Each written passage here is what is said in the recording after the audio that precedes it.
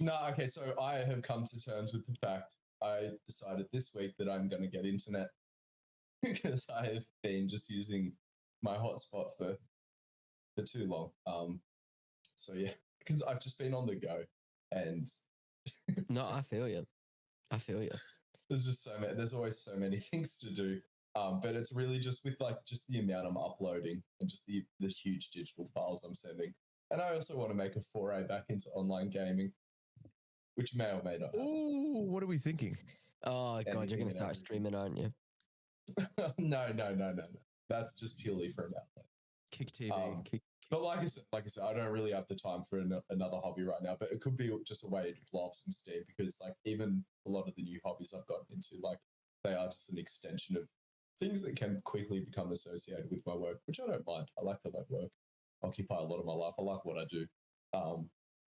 Anyway, I don't know. We weren't meant to be talking about that, but yeah, I'm going to look into getting some high-speed internet to take care of those large file sizes. But Harvey, you're doing a winter shred.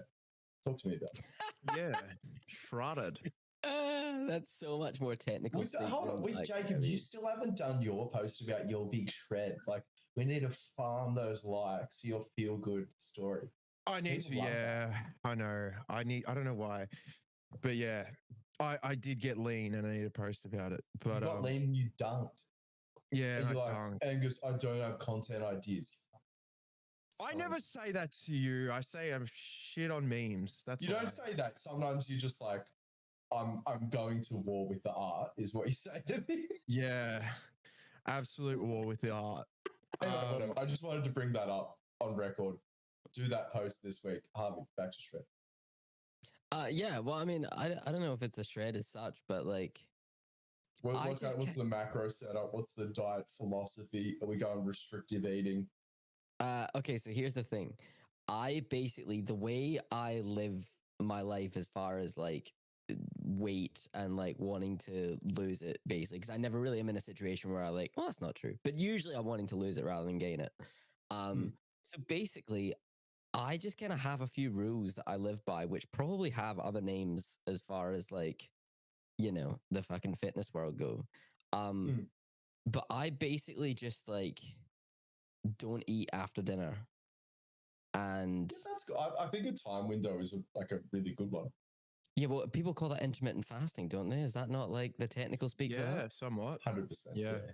And then I also just go to bed. But you're not saying things about inflammation or brain fog, or like I think the brain fog thing is true for a lot of people, but like your rationalization for it is, I'm assuming less time to eat, probably going to eat less. Like that's a big part of less calories. Yeah. Kinda. It's more just like, well, like, so I try to go to bed a little bit hungry. Okay, so there's a little bit of psychology. That also helps with sleep, I believe, as well. Bro, it might sound rogue as fuck, but basically when I was the first time I ever like tried to lose weight, like my mom was just like being hungry is not a bad thing. Like if you can get used to the feeling of being hungry, if you can make it not a bad thing in your mind, like, and then she was also like, if you can go to bed a bit hungry, like that's huge. Your mum's tapping into the invigorations. Well, sure, but yeah, invigorations can come in like many different forms. Okay, I've always just held on to the go to bed hungry thing, and yeah, basically I've just kind of like been on holiday for like a year. Like, see, it's interesting that you bring it up, and this goes to show you it's a good example for anyone listening who has battled with it. It is about finding your strategy, because specifically the thing that you're leaning into is, I would say, like one of the major pain points that a lot of people bring up when dieting. They specifically can't handle going to bed hungry. Whereas for you, this is something that like you can. I can handle it. I've never needed to do it. Yeah, I'm not saying starving. Like I'm not going to bed like missing a meal. And no, like, but you're not doing like that late night just snack explosion. Yeah, no, I'm not doing that. I'm gonna be there right after this podcast. Yeah, I mean, look, I'll drink tea after dinner. I don't know if that like does anything. But yeah, so no, I just kind of do that, and then yeah, but also I fall asleep so easily. Like honestly, give me 6 minutes in a dark corner, I'm out like a fucking light. So it doesn't really, you know what I mean? It just like doesn't really impact my life, like being a bit hungry and going to bed.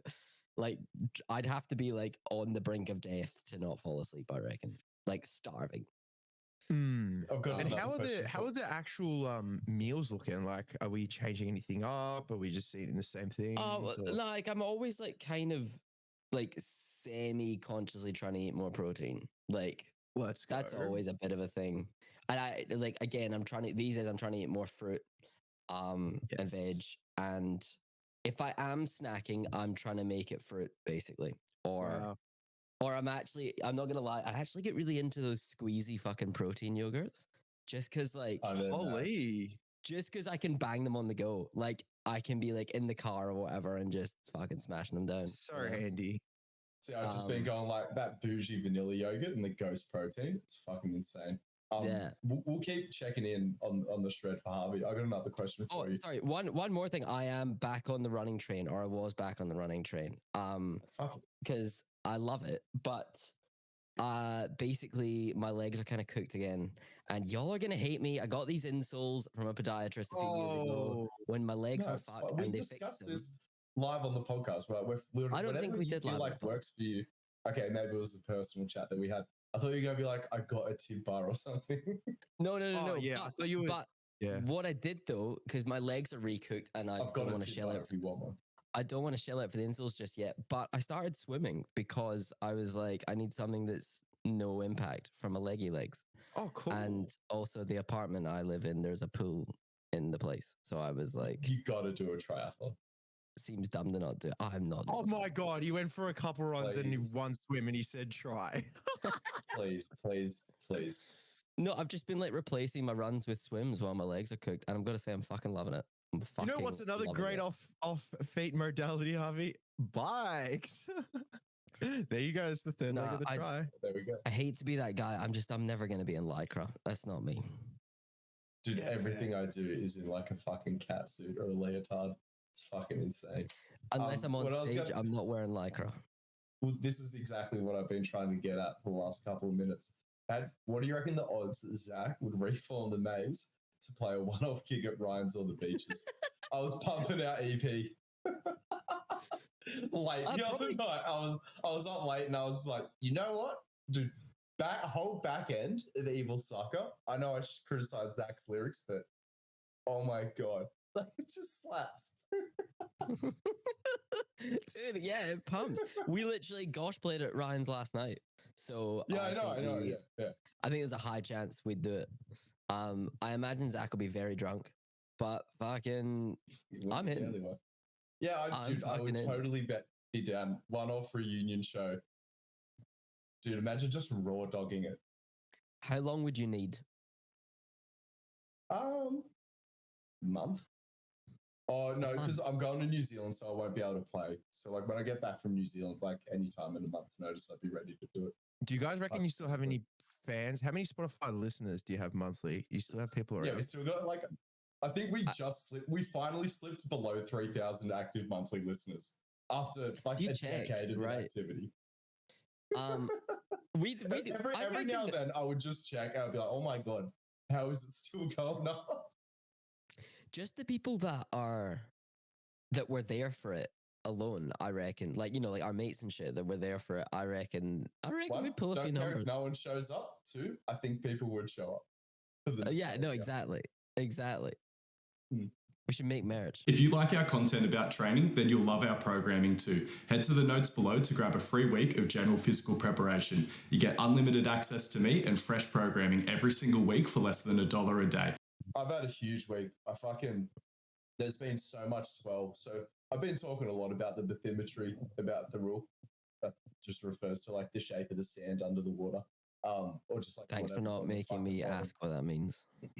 It's actually interesting. So I thought that this was just something that was happening to my local, or even just the local area. Apparently it's just been happening in the majority of the East Coast. And it proves to me that it's a byproduct of the swell patterns. We just have this over build up of sand because normally what happens is banks build up over time, but then there's a huge swell, you get pumping waves, but then by the end of the swell, the banks are destroyed and you need them to build up again. Typically when there's just been a lot of like mid swells, you're like, oh my God, these banks are just getting groomed and groomed and groomed. But I guess they got like, there was like over build up because we didn't have any sort of clean out for too long. And because, yeah, we're getting this like these mid range swells, but we just had no fucking banks. We were just closing up down the whole beach. Anyway, we finally got our first big winter swell about like 2 weeks ago, fully sorted out the banks. And then we got another huge, even bigger swell. It was like super high quality, very long duration from fucking ages away, which is really good. And I was like, oh my God, surf's going to come. It was too big for the beach breaks. I couldn't be asked surfing Standard Point because that was the only place that a bike ride that was working. But then on the third day, when the swell had just backed off a little bit, it was, my local was pumping. But the hectic thing was there was literally no one out. And it was just like, it was a bit, it was like one of the days that you absolutely dream of. But like, it was, if there was a couple of other people out, it wouldn't have been scary at all. I was, man, I had such a fucking horrible time. Like surfing, because that's the thing, anytime it's over 6 foot, usually I'm surfing at a point break. Not many beach breaks handle over 6 foot, and it was about 6 foot. And there was just so much fucking water moving around. I was so far from shore. And it was just like a bit fucking gnarly. And I was getting wrecked for like 40 minutes. Anyway, I ended up going in. But the reason I bring up, it was just a humbling moment because don't get me wrong, if there was even just one or two other guys out, I would have been fine to persist for a couple more hours. And I reckon I would have ended up getting some crazy waves. But I just have this idea of how I'm going to handle like the day that I drill, but I'm not surfing enough. I'm just not fit enough to, like I said, I can handle a day like that, but I was just surprised how thrashed I fucking got. Anyway, I got a surf trip coming up, and even if there's huge waves, Raglan is just full of point breaks. So like whatever, but it's something that I'm going to work on. Like I want to be able to go out and dominate in anything that my local beach breaks can handle because they can't handle much over 6 foot. And like I said, like I just want to surf big barreling beaches, and I was there. Like I could see the waves, but like fucking the paddle power to get. This was the other thing as well. I tried a thicker wetsuit because I'm going to be wearing a thick wetsuit when I go to New Zealand, and that definitely made things harder. Oh, look, I had a GoPro in my fucking mouth. I had an extra thick wetsuit on, and I was out by myself. So my heart rate was just like a little bit elevated in general. So there was a lot that wasn't going my way, but those are just challenges that I expect myself to be able to deal with. Yeah, I don't know. It was just the first bit of, oh, I think I'm going to die. Because normally you get that on big days in the surf. Like you get these little moments like, am I about to die when you're underwater? And then you pop up, and because there's other people around, you just stay out. But then just that first little bit of like, it's a little bit hectic. I just fucking went in. I felt like a bitch. Are you disappointed in yourself? In conclusion? Absolutely. Yeah. Yeah. I put a lot of pride in, like, I guess a bit of my identity and my surfing ability. And anyway, I just need to put the work in. Like, and that's the thing. It's not even the ability to ride the waves. It's just like being the waterman, like being fit enough, the paddle power. I can fucking handle myself out in the ocean, but yeah, the ocean gets crazy. But anyway, like New Zealand will be good. Like by the time I come back from New Zealand, hopefully I'll be able to throw myself in a day like that because, man, the paddle work I'm going to be in a thick wetsuit and just this 2 kilometer long left hand point break for 2 weeks. I'm going to be so fucking paddle fit by the time I come back. Obviously, I won't be able to do any strength training, but I'm going to try to maintain a lot of my plyos, a little bit of body weight work and some running. I just don't want to break the moment. I feel like I've got some good momentum currently in my track off season, especially because I finally got some blocks. So I've got my brother's grass blocks and the track blocks. I've done my first practice session with the grass blocks, and I'm heading to the track 2 days from now to get my first track block session in, which is going to be heaps of fun. I saw the YouTube video. If you guys haven't seen it, check it out. It's in the show notes. That was cool. Yeah. Yeah. Also, obviously I need more reps in, and the big thing that I realized, especially after I got some feedback from Jack Darcy, shout out to him, I also watched his tutorial before I went and did my first practice session, and it gave me some great starting points to focus on. But I didn't want to mess with the block setup, but I should have spaced them out further because turns out, like, it just looked weird to me. And as soon as I sent it to Jack, he was like, yeah, your first step's weird because your back leg's coming through way too quick and you don't have any time. Like, you can't produce force that quickly. You just need a little bit more time to produce force off that front leg. So just an extra sort of like, I'll probably move the back block 2 or 3 inches back, and it immediately felt so much better. could get full foot contact so much easier on a little bit steeper as well, because again, you typically don't have really steep blocks unless you're advanced, because that's a really low takeoff that you got to maintain. But because I have such shit ankle mobility, I'll go for that steeper block.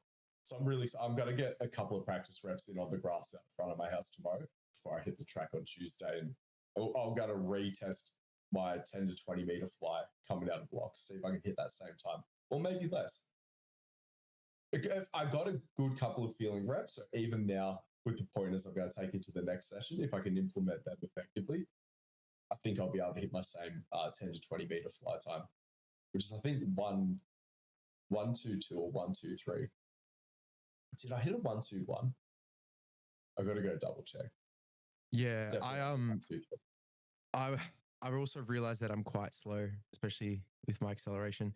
Got a track partner now, so it's been a bit more fun to get out instead of being on your own, because kind of get yourself a sled. Yeah, it really helps you lean into the qualities of good acceleration in my limited experience. Yeah, but people more experienced than me seem to recommend it. I think roughly what I time my 10 to 20 meter fly off my camera, it's probably not really. I had the frames pretty high, like what can it go to? 240 frames or something lower, maybe lower. I mean, you only need, you do need more than 60 FPS, don't you? Yeah. I had a high, at least 100 FPS. Yeah, I had a higher. But I recorded, I think, like 1.4 something. Pretty trash, but for you 10 to 20? Yeah. It's not too bad. It's pretty, It makes sense that you would take a bit to get moving. Joey's crazy. Joey can hit like 1.18 or maybe even lower. He might have even hit like a 1.14 on his 10 to 20 meter. Holy cow. No, it's just my limit. Have you got access to a smooth hill? Yeah. Actually at the track. Yeah. Send me some vids. Yeah. I'll break him down for you. Yeah. But no, I've been taking it a bit more seriously. I felt like with the program, I was just going through the motions, but seeing you and seeing like other content out there, like I actually really want to get it up, because I can feel like it's just going to help everything, really. Well, that's it. Like, I feel like I've already managed to get a decent amount of people excited about it. Obviously, there are already people excited about these sorts of things because of people like Blaine McConnell and that, who post their running, and people like Jack Edwards and Jack Darcy. But yeah, that's a big part of why I'm doing a lot of it on the vlog and stuff. I just think it's like all the people in the program just, making more content about gets people more excited, just sharing the experiences that I'm having.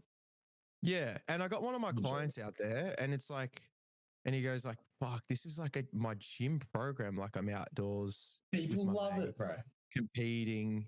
Like, this is so sick. Like, and then we're having a yarn afterwards. If you want access to a community of like-minded coaches, head to the notes below and join our free school community. I'm in there every week doing Q&As, and there's plenty of educational content on the way as well. And then obviously, I'll progress to trying to work out some songs by ear and things like that. But I'm having so much fun with it. Like, the same as, can't remember what I brought up. Potentially getting back into gaming is just like a bit of an escape, but playing bass has just been an awesome escape. Yeah, 1,000,000%. Yeah, that's kind of exactly what 2005 Highway 1. I bought it off Jazz Bass, bought it off Harvey. Oh yeah, that too. Was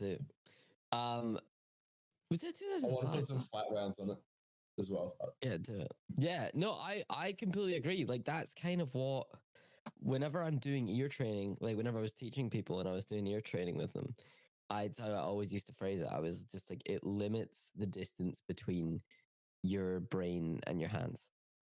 Like, it fully just like, it makes the distance between you hearing something in your head and being able to play it. It just limits that, which is kind of just what everyone's shooting for, really. That's so much, yeah.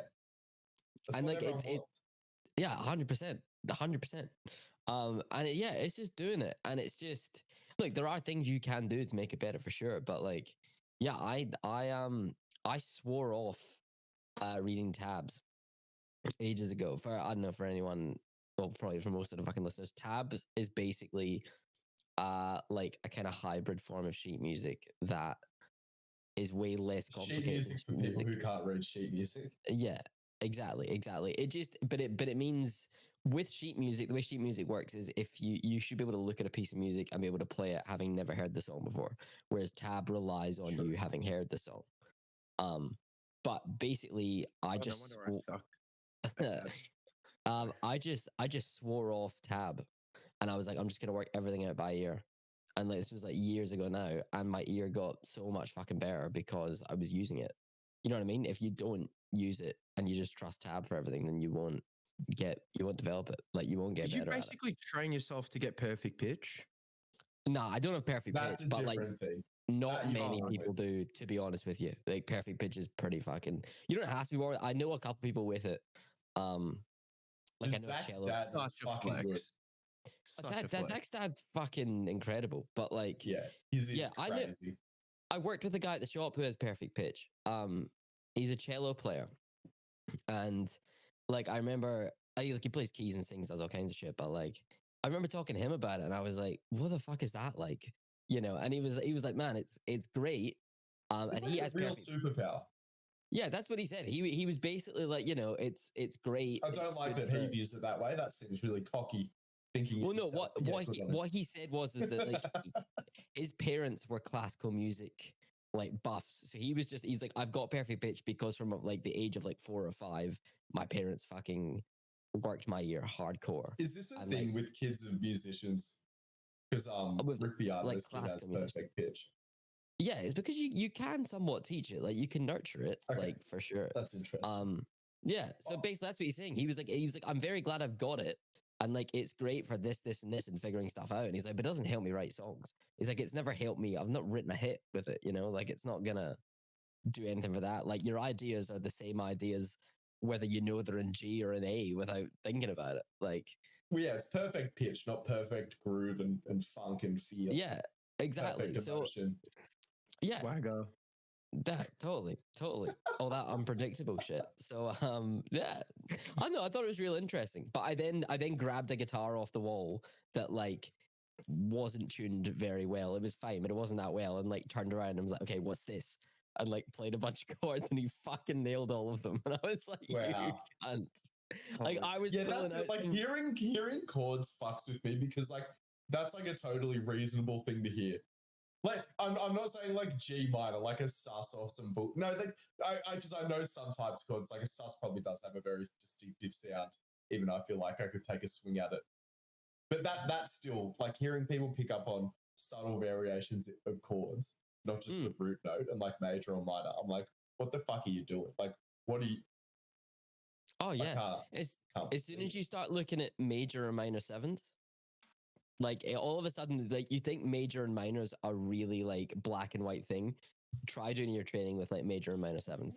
This is because you hit me with this the other day, and I knew it already, but it hit even harder when you said it. Because I was talking about how all my drilling, so something else that I've learned since going back after 10 years not playing my instrument, all of my drilling and all my scale work was oriented around the major scale. To the point where I was like, I vaguely know the minor scale, but like couldn't just play it reflexively. I was like, let me do that. And let me just replay all my drills in that minor scale, or like a minor scale variation of all those drills, like up and down, or like variations, like arpeggiated variations and things like that. And it just got the muscles working so differently. And I was like, oh, I've really built up like a major playing style, just muscularly and reflexively. But then even you just be like, but whether or not it's the major or minor scale, it is just the starting point. Because of like relative major and minor. Because again, you asked me, you were like, what minor did you learn first? I was like, E. Like, because obviously G major is Totally. the one that I started with. I don't know. It's just like, am I a better player now? Like it's the day after, like reflecting on that? No, but I mean, like, yeah, like deeper thoughts will come from that. I feel like it's one of those like load management sort of concepts. It's like, it's pretty fucking deep. Totally. I'm just kind of, just recognizing that, like, first of all, you're never that far away from anything else scale wise. And then even just like having that knowledge of like, because even I think what I was saying to you was that like, whenever you talk about things in music, you talk about them in relation to the major scale. So even just that knowledge that like this thing you've been drilling for like years and years and years in the major scale, there's now something else. There's like a development on that. Like whether it actually is a development in whatever, but like even just in talking about it and thinking about it, you are now like moving, like you are, like now having two different concepts interacting and talking about how these two different things interact with each other is like a crazy fucking development. Because this was something I was talking about with you the other day. Minor chords still sound happy because the way people describe it is, if you try to identify the difference between a major chord and a minor chord, play the major, major sounds happy and minor sounds sad. No, it's major is sickly sweet and minor is happy with a bit of vibe. Oh no, like whatever. I don't know. Fuck it. No, okay. I'm talking a bit of shit, but yeah, can you meet me halfway anywhere with that statement? Not really. Or is this me being tone deaf? No, I think you're just like you're getting caught up in the fucking minutiae of it. Like it doesn't like. I'm a bass player. Well, let's stop talking about chords. I mean, You're like in the weeds, I play a bit of chords when I'm trying to do a bit of Victor Wooten bullshit. But yeah, I was ear training with chords. I was ear training with this little kid once, and he was so fucking smart, man. Just one of those little kids. You're just like, you are a fucking genius, and I love it. Anyway, we were just like, and he was so fucking lovely as well. Anyway, we were just like doing this ear training once, and I was like explaining the concept of like major, minor, happy, sad, and whatever. And he was like, okay, so it's like party or funeral. And I was like, fucking yeah, it is, man. But it's so not. There's so many songs in a minor key that have a happy, uplifting vibe. Yeah, but like a minor key doesn't mean the lyrical concept. I'm like, trying to reflect. Being in a minor key, it doesn't mean all the chords are minor. Okay, and it's just the major chords in there that are giving, and it's the relativity of it all that makes them stand out. It's all kinds of. It's the relationship between them. It's what the melody's doing. It's all kinds. Because I think in my head, in a song that's in a minor key, you would be resolving things in a minor way, but that's obviously just some bullshit. It depends. Obviously, it all just kind of depends. There's no rules. There's no rules. But so it's so many rules, but like none of them matter. But man, it's just like it's like what you were saying about like doing the major scale your whole life and then having the minor scale and being like, wow, that's a different thing. It's like it's like, yeah, of course it fucking is. It's like imagine only shit to get horny about. Imagine only having eaten vanilla ice cream your whole life, and then someone like at age 30 is like, this chocolate, right? And then you're like, oh, wow, this, I've been chasing this for fucking years. That vanilla thing was getting boring. Like, obviously a classic, but we needed a new spin on that, and you now have the new spin. Yeah, it's pretty sweet. I'm vibing with it, but yeah, I haven't learned many new songs. What did I learn? I learned "Stomp" by the Brothers Johnson, and that is a fucking. I don't know that track. I'll check it out. I can't play it to tempo. Right. But I've learned all the parts. Oh, sorry, I can't play the fuck. There's an insane bass solo in it. But I can play like the verse and the bridge and the chorus. Oh my god, it's so much fun. Dude, it's such a good track. You got to learn it. Sick. Oh, what's the guitar work like? I mean, it's not that exciting for a guitarist. I'll make it exciting. Oh, right on. I'm into that. But yeah, so on that track, I'm pretty sure Michael Jackson's singing BBs on that track. Oh, crazy. Yeah. So because I'm pretty sure at various periods, maybe just in a studio context, they were in his band.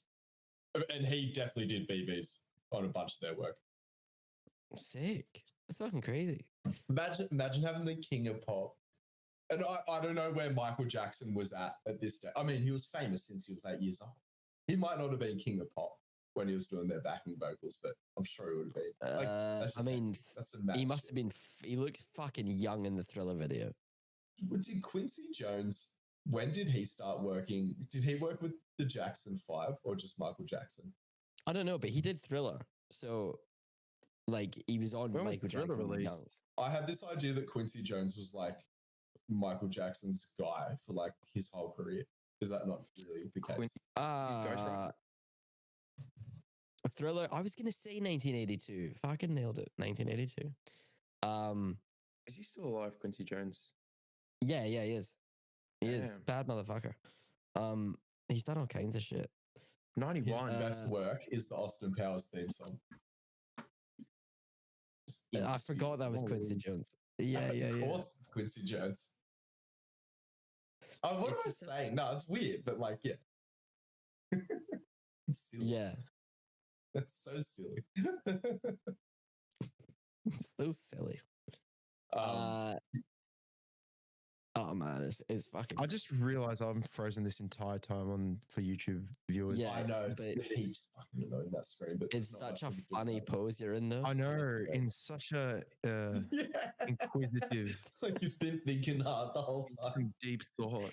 That's your new. No, guys, That's I'm just podcasting. I'm not in deep thought. that's your new LinkedIn photo for sure. If you're sick of going goblin mode on the same 4 accessory exercises at the end of every single session, head to the notes below and grab our free gymnastics program. It'll change the way you think about accessories forever. Yeah, UFC Saudi Arabia happened, boys. Have we got the card up? we Yeah, do. So we got Volkan Ozdemir took out Johnny Walker. Was that? Yeah, that was the opener of the main card. And let's just keep it to the main card.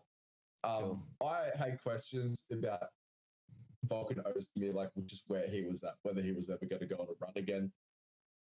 I mean, what does it really say knocking the fuck out of Johnny Walker? Was it Jason Herzog that was repping that one? It was either Herzog or Goddard, but like whoever it was, I remember they were coming off a really early stoppage recently. Man, they probably could have saved Johnny there. They would have had to be quick, but it could have been stopped before he ate that shot where he's just laying there defenseless, just folded back over himself. I mean, anyone in the top 15, I'm 90% sure Ozdemir is still in the top 15. I could see with the light heavyweight belt wrapped around him in the next couple of years. Oh, not genuinely, but like wouldn't be that shocked. The division's still a bit of a shit show. Pereira is restoring order to it, and he needs to be credited for that. But Johnny Walker needs to be. I don't know how much more we're going to see out of Johnny Walker. I reckon he might end up in another organization just seeking lower level competition because he does have a name. And if he gets out before he takes too many other big L's, he might be able to command a decent amount He of was money. a favorite too. Damn.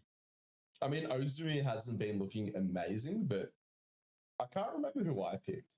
I always want Johnny Walker to do well, so I wouldn't be surprised if I picked him, but I would have been like pretty coin flippy about it if I was honest, not speaking to my biases. It wasn't that entertaining of a fight. It was kind of just Johnny Walker getting fucking folded. What was the next one?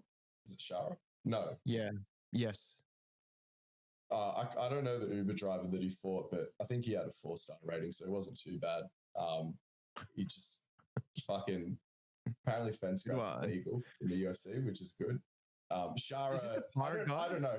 Shara has not been good at getting back up, so that's why the fence grab is huge because a lot of guys who have no ground game, like just with their strength and athleticism, a lot of them are able to get up. Like, because even like I said, Muay Thai, anyone who's an elite, well-versed striker, they'll have some semblance of grappling, even if it's just from the clinch, like understanding how to manipulate someone's body weight. But Shara is uniquely bad at getting up, and that's what makes the fence grab so egregious. Pretty sure he was already up 2 rounds, so probably still would have won the fight. There's just a chance that he would have gassed out and got finished off his back. Like you said, while he's shown not a good ability to get back up, he's shown an ability to survive and not just get pounded out or instantly. How did he KO him? By guys with mid grappling. It was just he didn't fully wear him down, but there was no huge knockout shot. Oh, okay. It was a he barrage to finish. Is he in the top 15 or? I think is Bo Nickel in the top 15 because I think that's looking like there was a lot of talk about on Twitter after the fight. They both seem keen for it. And it seems to sort of make sense because I think people are wanting a little bit of a step up for Bo. And he's definitely fought better grapplers, but like this guy's definitely far better at striking than anyone he's fought. But it just feels like such a rock, paper, scissors. I want Bo Nickel. I'm not necessarily that excited to see him fight Shara. Oh, absolutely. I mean, Shara has the definition of a puncher's chance, but yeah, he's just got comically bad grappling. It'd be interesting. He has bad grappling? Damn. Not He's all a of them have mega crazy male. grappling. Like there's Oh. guys from Brazil. Like some guys in Brazil just do kickboxing. I mean, Yeah, kickboxing's huge in Brazil. that's true. But yeah, just because it's Brazilian jiu-jitsu, it's not like not everyone's got it fully downloaded, that software. Like, So yeah. I don't know. I like I said, Shah is exciting to watch because he looks like an evil villain. There's a lot of stories about him outside of the cage, so I'm always tuning into his fights. And when he's not on his back, he does have a reasonably exciting style. This just wasn't that good of a performance, and I don't know. I think he'll have really exciting matchups with high-level strikers. I want to see him go up against the other high-level strikers at middleweight, and then I think we'll see the best of Shara. But then even against those guys, if he manages to get the better of them, a lot of those guys will probably be able to take him down. It'll be interesting. What was the next fight after that? Gaslam. Gastelum did. What was his name? Dan. Rodriguez. Daniel Rodriguez. That's it. Yeah. Sorry, I'm already removing his name from my hard drive because both of them should be cut from the UFC after this. Oh no, that'd be so cruel to Daniel Rodriguez. He got absolutely fucked by Kevin Gastelum here. Like Kelvin Gastelum knew he was going to miss weight, surely more than 2 weeks out from the fight. It's funny because he's got this YouTube series, which is, it's not called Missing Weight. Actually, is it called Missing Weight? It's called something really leaning into his reputation for missing weight and just not taking his diet seriously. And like, Who, Kelvin Gaslam? Yeah, it wasn't even at a catch weight. They fully had to put it up at middleweight at a couple of days' notice for Daniel Rodriguez, who's also come on tough times with his career where he doesn't need to be pressured to take a fight in suboptimal circumstances. And like I said, because of that, I don't think there's any danger of the UFC cutting him because he took a risky fight that he was under no obligation to take.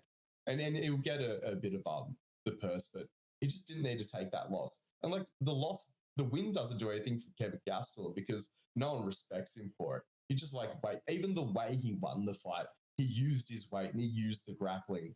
Everything about it just reeks. I try my best to be a Kelvin Gastelum fan, but I'm over it. The post-fight speech was fucking pathetic. I didn't see it. Begging for his job. He's just begging for his job, essentially. And like, I get it. It's hard. I'm not a fighter. But when you sign a contract, and it's more about now his inability to fulfill his obligations. Oh, no, constantly his inability to fulfill his obligations in his contracts fuck over the other fighter because all these fights where he's missing weight, he's also winning. Yeah. Yeah, crazy. That's so true. You know. Yeah, you lose 30% of your purse, but like you'd rather win the fight. Like I said, the whole situation shit. So I kind of hope Kelvin gets cut just because I don't want to have to get like excited about him going a potential run. I guess I just need to stop paying attention to him. Daniel Rodriguez, again, I think we've seen his ceiling, but I hope he gets a favourable matchup. And I'm sure Dana White will look after him. I think Dana White actually likes him. Seeing some footage of him dapping him up after another loss, be like, look after you. I appreciate you. They real company man vibes. So then we had the co-main, which was Volkov versus, I want to say fucking Klitschko, Pavlovich. So the story leading into this fight, and there was some clarification, at least on Pavlovich's end. So the story I heard initially from Volkov, when he got asked if he wanted the fight, he's like, no, historically we've been training partners. And I think it was actually in the US, like AKA or something, some gym in Florida where they were actually training together. But the story from Volkov was, 1, we're mates. 2, we're training partners. 3, he used to fucking destroy me in sparring.